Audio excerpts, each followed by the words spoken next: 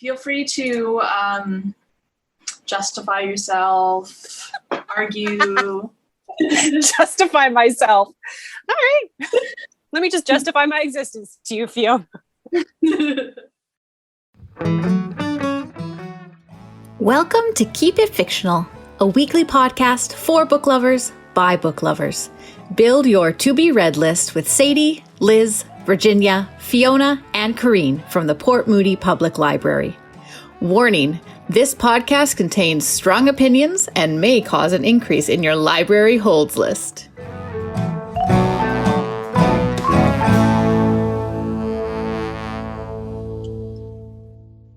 Hi, everyone. Hello. Welcome to another episode of Keep It Fictional with the Port Moody Public Library. I'm Fiona. This is Corrine, Virginia, and Liz. And today is I Read Canadian Day. So we are going to be talking about Canadian books.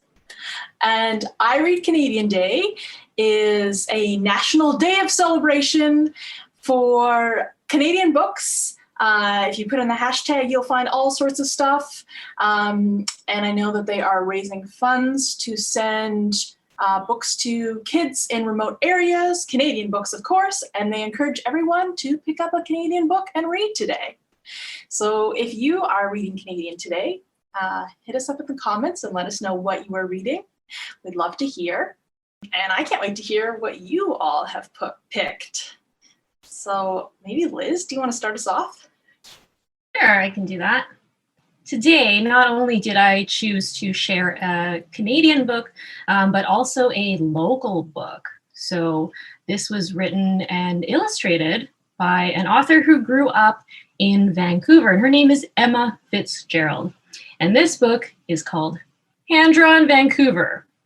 It's sketches of the city's neighborhoods, buildings, and people. Now, FitzGerald is an architect as well as a visual artist. As I mentioned, she did grow up in Vancouver, although I believe she was born in South Africa. She has also previously done hand-drawn Halifax, where she had lived for some time. Thumbs up from Fiona, repping the East Coast here. And she is working on hand-drawn Victoria, which is scheduled to come out in 2023. Now, the style of hand-drawn Vancouver is what I would call urban sketching. Now, urban sketching has kind of come to the forefront in recent years as a great art form as well as hobby. So essentially, you take your sketchbook and you go sit outside or undercover somewhere and you sketch what you see. Now, the really great thing about what FitzGerald has done with hand-drawn Vancouver is she has taken her hand-drawn sketches, colorized them, and also included snippets about her drawing so that there is some context.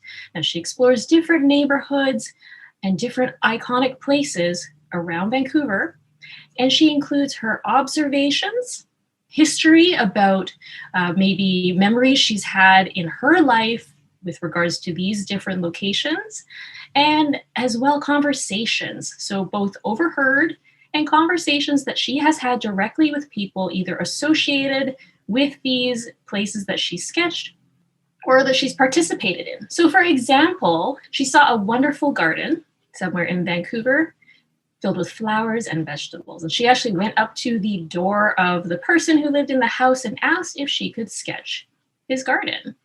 So while she was sketching away, the homeowner actually engaged her in a conversation, told her about his experiences with the house and all about the vegetables in the garden, and sent her off when she was done with a selection of those veggies. So lots of little anecdotal things, but also really interesting stories about the history of some of the buildings within the city.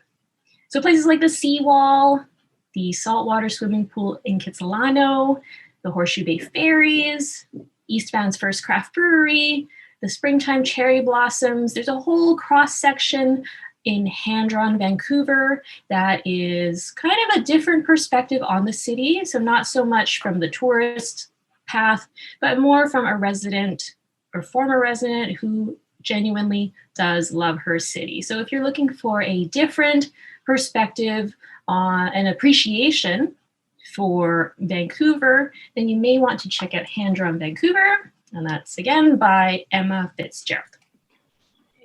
Thanks, Liz. I didn't know she was an architect. That's really interesting because I think one of the things I really like about her style is like she doesn't bother with straight lines.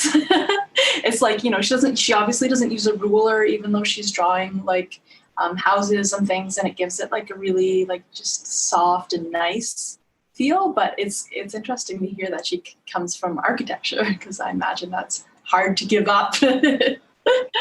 It's almost contradictory in nature, but I feel that background really gives her a good eye for picking up on those details that maybe others might miss.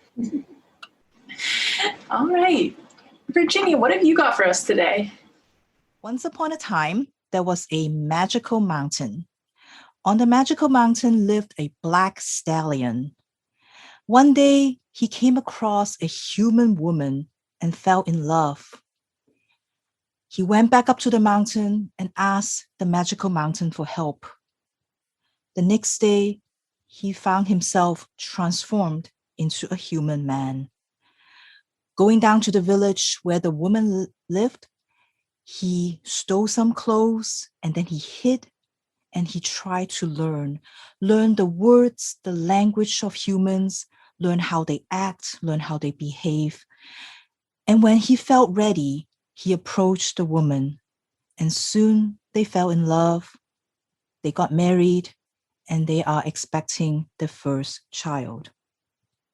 As the woman grew bigger and bigger, they realized that she is going to have not just one baby, but maybe twins or even triplets. To make sure that the mother and the babies, they were all safe, they asked the traveling doctor to stay and help with the birth. On the night she went into labor, the doctor, the midwives, and the husband, they all gathered in their tiny little house and they waited. But after a day, the babies still won't come out. And the doctor said, we need to do an operation. None of the villagers have ever seen such an operation before, so they all gathered around their house and watched. The doctor made 3 cuts, and after the 3rd cut, she reached into the woman's body and took out the first baby. Everybody can see that the baby has the eyes, the blue eyes, just like her mother, but it was a head on top of a body of a tiny horse. The silence, the stillness were punctured immediately by screams, by all the villagers yelling, "Monster, monster!"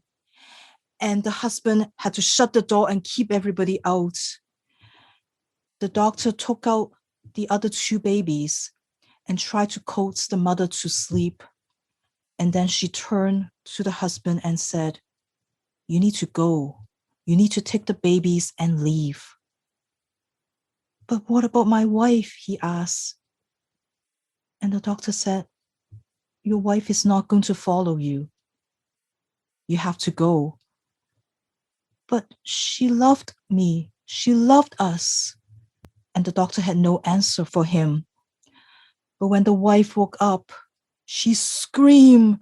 She hit the husband. She felt all the betrayals, all the lies, and she was so angry. And she begged the doctor to get rid of those monsters.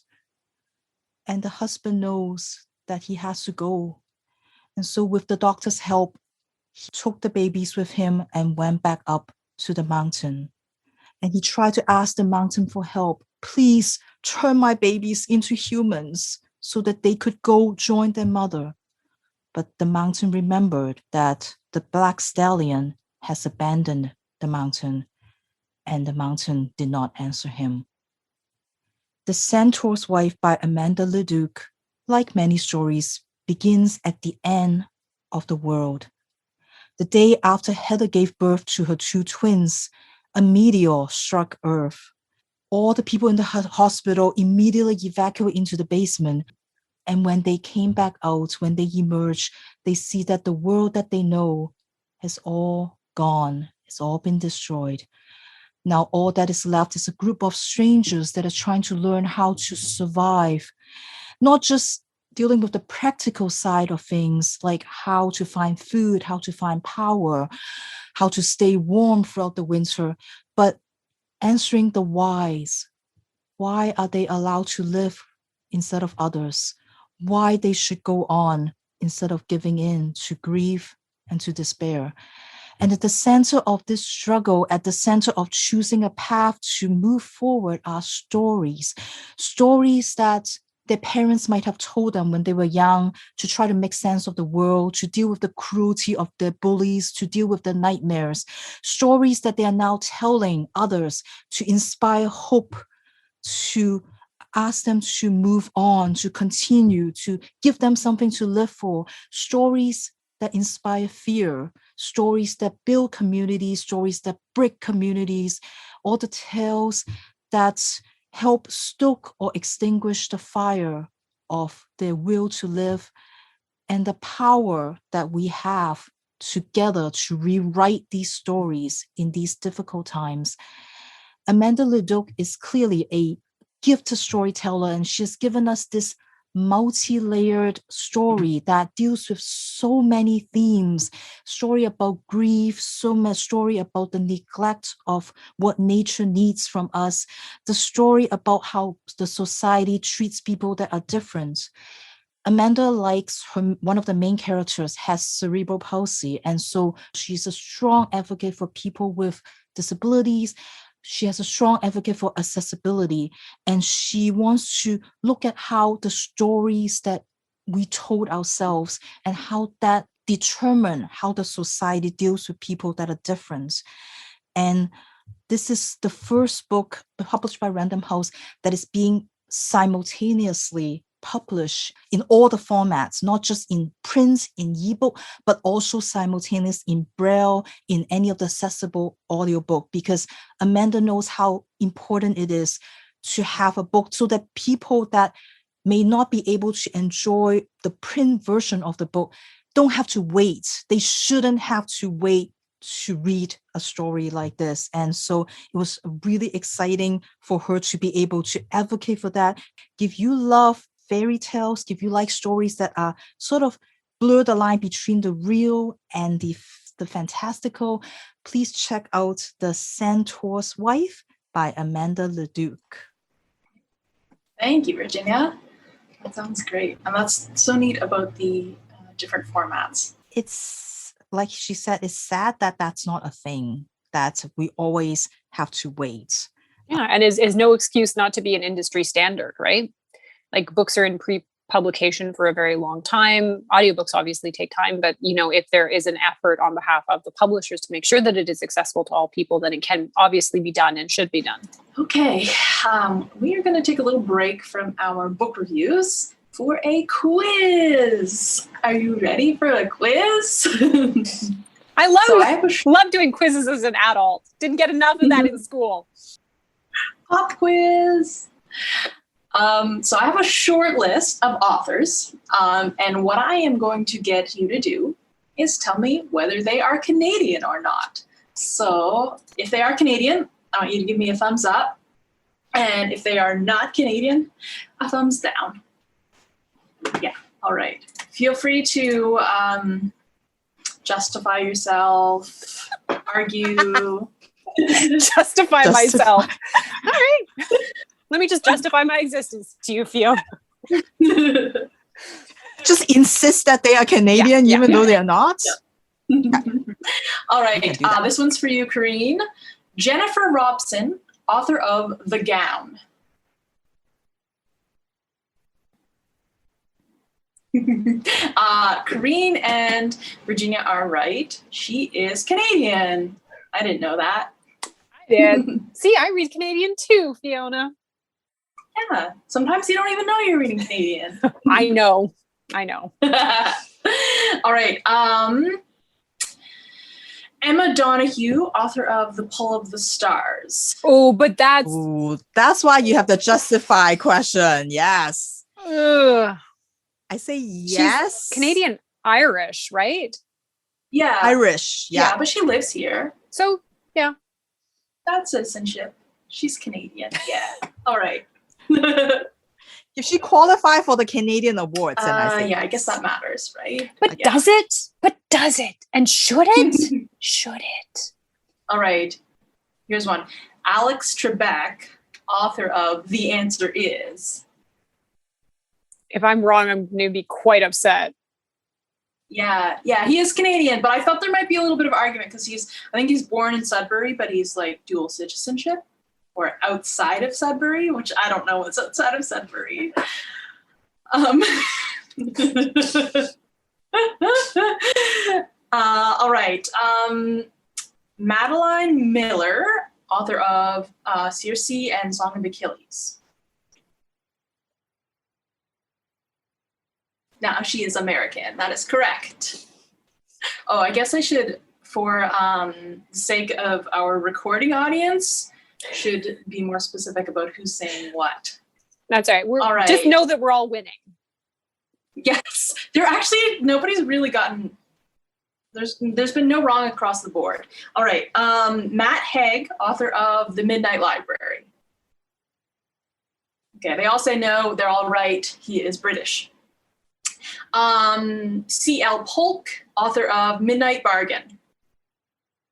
Got a yes from Corrine, Virginia, and Liz. Yes, they are a Canadian sci-fi author. Sci-fi? Yeah. Like fantasy, I would say. Yeah. Yeah. They live in Calgary? I think so. I follow them on Twitter, so I think I get some good Calgary content there. How about Jan Martel, author of Life of Pi? Up across the board, that is correct. What a gem. We can claim him. Robert Munch. Yay or nay? Yes. They all say yes. Robert Munch is Canadian. And Delilah Owens, author of Where the Crawdad Sings. That is correct. She is American.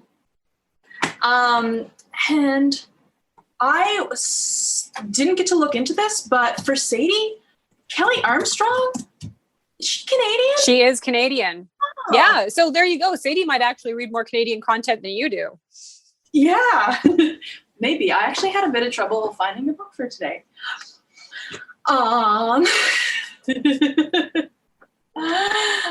So you all seem to know that pretty well. I had a few surprises in there. I was impressed.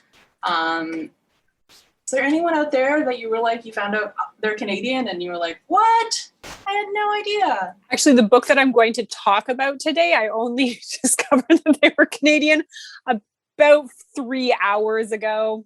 Well, that's an excellent segue. Why don't you tell us about them? I will. Okay. So my author, I am a big fan of them on Twitter. I think that they have the most delightful Twitter of all time. They do like beading, and every time that they're doing revisions, they do like little coloring sheets that they design themselves. And I just like love her to pieces. So the book that I want to talk about is Natalie Tan's book of Luck and Fortune, which was Roselle Lim's debut novel. The reason why I didn't particularly know that she was Canadian is because this book is actually set in San Francisco and has a really like strong sense of place. So I was kind of surprised that she had chosen to write about there. But again, like that's kind of the problem of Canadian literature sometimes, or Canadian writers, in that in order to be kind of palatable to North American audiences, especially in the United States, they want you to write about the United States. They're not particularly interested in books that are set in Canada. So that's why it's important to read Canadian. So this is the story of Natalie Tan, who has not talked to her mother for 7 years. 7 years ago, Natalie told her mother that she wanted to be a chef. She wanted to go to school for this. And her mother was aghast that she was choosing this life path. And after that, Natalie stormed out of their apartment and has never been home since. The next time that she hears from her mother, it is actually a letter from a neighbor telling her that her mother has actually passed away. And enclosed is a posthumous letter from her mother asking her to come home and so that they could perhaps reconcile. When Natalie goes home, kind of to put everything in order, she's surprised to see that the San Francisco's Chinatown that she remembers from her childhood as this vibrant, wonderful place is a little bit faded. It's a little bit quieter. Families are moving out. Businesses are not doing as well as they used to. And she's also surprised that her mother has left her grandmother's old restaurant. So her grandmother's restaurant used to be this kind of jewel of Chinatown where everyone went. Everyone went for the dumplings. It was the most happening place in the entire community. And when her grandmother passed away, Natalie's mother decided not to continue it. It has been shuttered ever since. But Natalie decides that she really wants to help turn around her community. She wants to change things for the better. And she decides to use her own talents, the talents that her mother really didn't believe in her cooking, to try and make this a success. To kind of make sure she starts it right, she goes to the neighborhood seer who reads her fortune and says that in order for Natalie's restaurant to succeed, she has to cook 3 recipes from her grandmother's cookbook to aid her neighbors. And Natalie has no intention of helping her neighbors. She has a lot of resentment towards them because essentially she had to raise herself. And she feels like her community and her neighbors watched her mother withdraw up into her room where she would never leave and essentially abandoned her to her fate. However, she starts to realize as she cooks these recipes and gets more and more entwined with her neighbor's life and the community there, that they've really been there for her all along, just not in the ways that she expected. This is a wonderful kind of magical realism story. It's a little bit, if you enjoyed the movie Chocolat, it's about kind of like a mother-daughter relationship. It's about food. It's about community. It's about bringing people together. Roselle Lim is one of those authors that, and like Emperor Palpatine in Star Wars, like, I will watch your career with great interest. She's one of those writers that I cannot wait to see puts together like an amazing, amazing book and really gets the attention that she deserves. This particular title has been optioned for a television series, and I think it would actually make a fantastic, fantastic watch. And I know from her Twitter that she is also working on a YA series, which I'm super excited about. Yeah. So Natalie Tam's Book of Luck and Fortune, if you are looking for something with kind of wonderful recipes, very warm-hearted, and you just have like this gap in your heart where the movie Amelie is, and you just need it filled. You just need it filled. Don't we all have that gap? We truly do. We truly do. So that sounds so good. I'm really excited to read that. All right, I guess I'm up.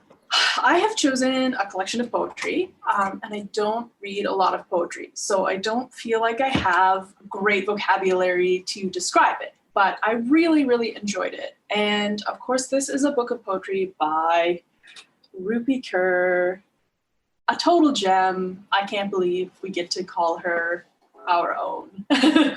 Rupi Kaur is Canadian. She was born in Canada and she's of Indian descent. And of course, she is the Instagram phenomenon who skyrocketed to bestseller list with her visual poetry. I think like all of the books, the poetry collections she has published so far have been bestsellers and just destroyed the charts. If you're someone like me who doesn't read a lot of poetry, she is accessible, very visual, which I really enjoyed. There's illustrations that she does along with her poems, and that really helped me enjoy it a lot. And it's kind of perplexing, like someone who started out on Instagram, you can get all of these poems, already for free, and they're in this format, and I think generally poetry collections don't make the bestseller list. And then she just brought that to the bestseller list. Like it's kind of amazing. And it certainly makes someone like me think, oh, maybe I do like poetry. Her style is very, I would say, direct. What I really appreciated about it is that it's really encouraging. It's about loving and appreciating yourself and not without an acknowledgement of some really hard things. So this one in particular focuses a lot on her history or her experience as a sexual assault survivor. And there's just a lot of just beautiful, beautiful self-affirmation in there. You can pick it up and read one little poem and it just hits you in the gut. And like sometimes you can carry it around all day, just this little tiny, like one stanza thing. And because, there's not really a narrative along with it that I could talk about, I thought I might read one of the poems. It's just a short little thing. I dive into the well of my body and end up in another world. Everything I need already exists in me. There's no need to look anywhere else. Homebody, Rupi Kaur. So that's, of course, the title poem. And it's very simple. It doesn't rhyme. And it just gives you a little something to kind of like ruminate on. And it's a lot of positive and self-affirming things. I found it resonated a lot with me. And I think it does with many women, and especially young women and teens. So if by somehow you've avoided Rupi Kaur this whole time, definitely pick up one of her collections. And Homebody, I think, is even more direct than some of her other stuff. So if you're not comfortable with poetic language, I think it's a really great place to start. All right. Well, thank you so much for joining us today for our episode on I Read Canadian Day. Again, let us know what you're reading that's Canadian. We'd love to hear it, and we'll see you next time. Thank you for listening. If you like our show, please tell a fellow book lover about it. You can find a list of all the books we discussed in our show notes. Join us next week for another fun book chat. Until then, keep it fictional.